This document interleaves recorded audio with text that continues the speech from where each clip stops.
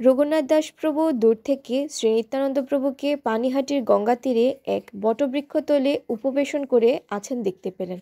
দূর থেকে তাকে দর্শন করা মাত্র রঘুনাথ দাস প্রভু সেখানে শ্রী নিত্যানন্দ প্রভুকে দণ্ডবোধ প্রণতি নিবেদন করে পড়ে রইল।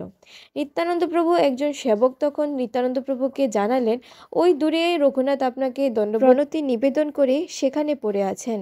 সেই কথা শুনে নিত্যানন্দ স্নেহ বিগলিত ভাবে রঘুনাথ দাস প্রভুকে উদ্দেশ্য করে বললেন, চূড়া দিলি দর্শন, আয় আয়, আজই তোরে করিমু দণ্ডন।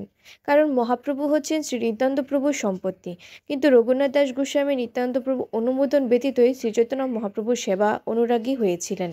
শ্রী নিত্যানন্দ প্রভু হচ্ছেন আদি গুরু। তাই পরমেশ্বর ভগবান শ্রী চৈতন্য মহাপ্রভুকে পেতে হলে তার প্রতিনিধি শ্রী নিত্যানন্দ প্রভুর মাধ্যমে পেতে হবে।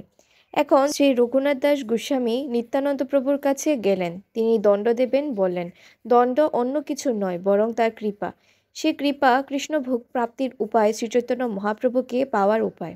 শ্রী নিত্যানন্দ প্রভু কৃপা না হলে আমরা কখনো শ্রী রাধাকৃষ্ণকে বা শ্রী চৈতন্য মহাপ্রভুকে পেতে পারি না, যেহেতু শ্রী নিত্যানন্দ প্রভু হচ্ছেন আদিগুরু।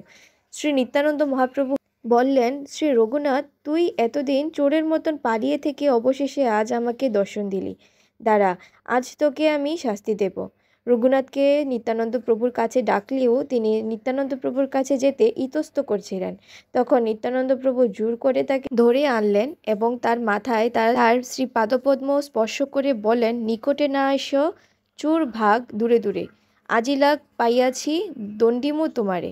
চিরাদধি ভক্ষণ করাও মুরে গণে, আর সেই শাস্তিতে হলো আমার সমস্ত নিজ জনকে আজ থেকে চিরাদধি খাওয়াতে হবে। এভাবে শ্রী রঘুনাথ দাস গোস্বামী শ্রী নিত্যানন্দ প্রভুর কথায় চিরাদধি মহোৎসব আয়োজন করেছিলেন। হরে কৃষ্ণ।